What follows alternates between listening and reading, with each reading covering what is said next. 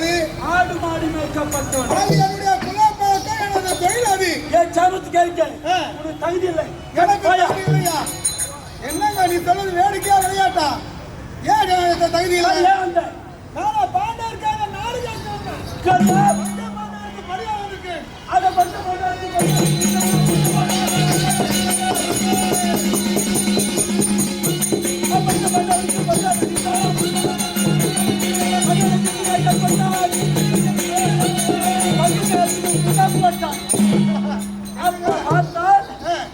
தூது வந்திருக்கிறேன். ஆமா, இந்த மன்னனிடம் இந்த கண்ணன் தூதா